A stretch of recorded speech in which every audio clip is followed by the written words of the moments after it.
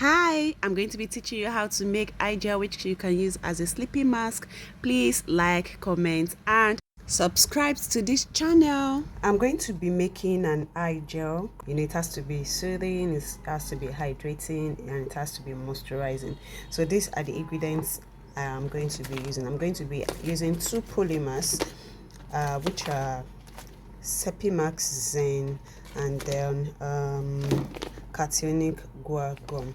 So, and then there will be collagen, there will be nag. You can add niacinamide if you want brightening or any other brightening powder that is still okay for the eyes. I'm going to be adding my gelatin agents, that's my sodium EDTA, glycerin, my floral water for the scent, for the fragrance, because I'm not going to be adding any fragrance oil.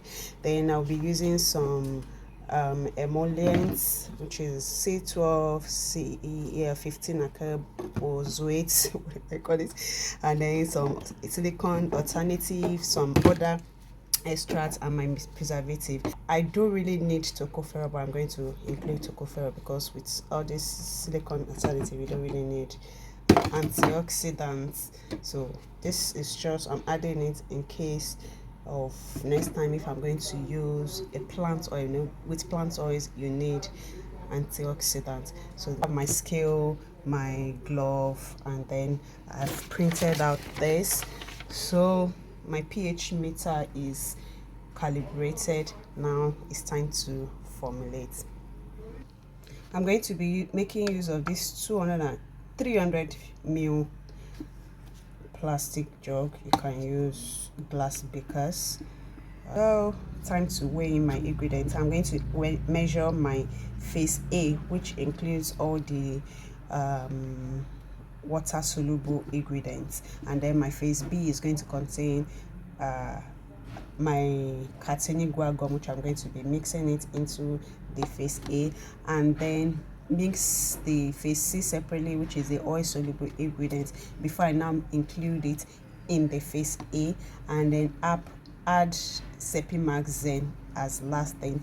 By the time I add it, I'll cover it, leave it till the next day before I mix, and then I can check pH and then package. Hope you got the whole thing. Take note that you can substitute any of these ingredients. You don't have to use the same ingredients.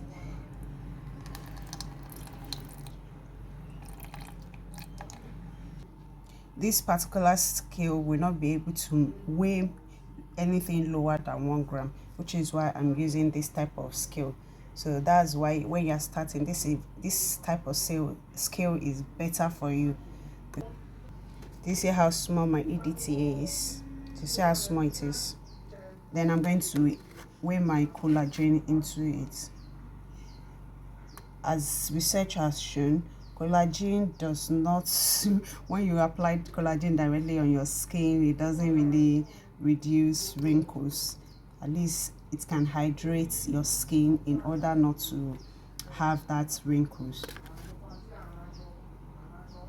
because it needs to be able to enter into the skin, but when you apply it on the skin, it doesn't really do that. Now I'm going to add this collagen and the EDTA into my water, mix them together, then add other water phase ingredients. Mind you, as you're working, as you're measuring, weighing, mixing, you are cleaning so that you will not get your work contaminated with another thing. And then the other ingredients, your hydrating ingredients, mostly soothing ingredients.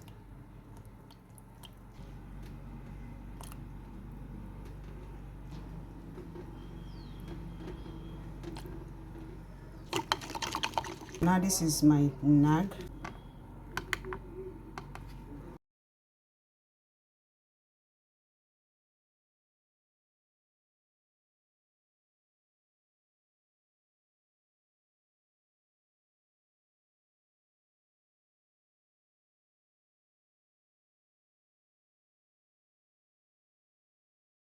Last ingredient of my water phase is my preservative.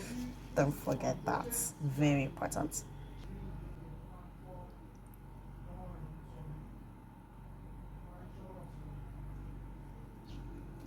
This is my guar hydroxypropyltrimonium chloride. I'm going to be adding little by little and be mixing it till it's well dissolved. Then I'll leave it for like 30 minutes to hydrate.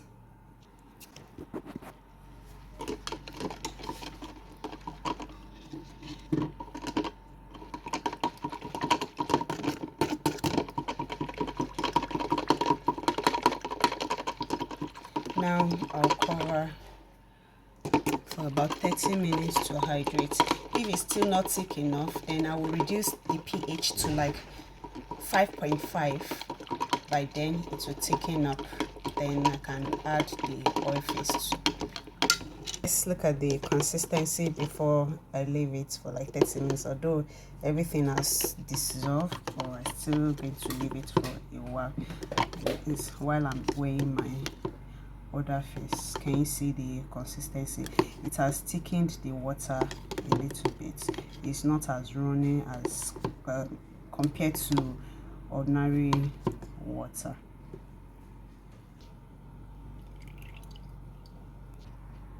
Weighing my oil face. So you can use any form of plant oil, esters, or any emollient you have. But in order not to be too greasy, that's why I'm using silicone alternative and other type of emollients apart from plant oil. I'm not including any plant oil in this.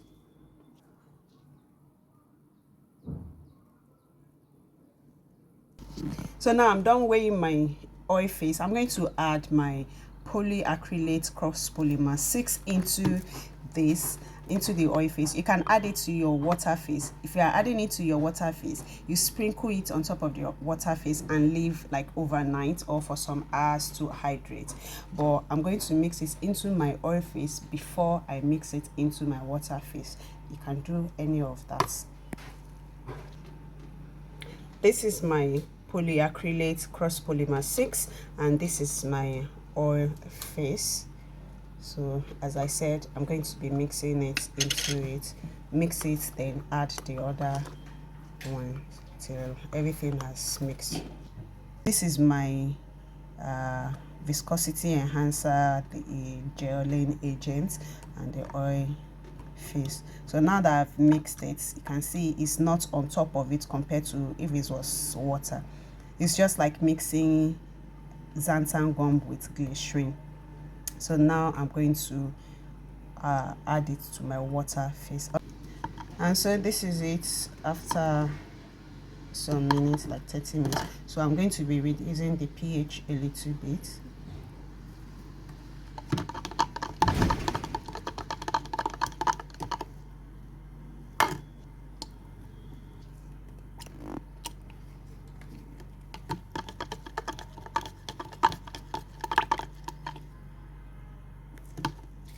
Now that it's thicker, I can include my oil face. I'm going to pour a little of the water face into here so I can be able to get everything out.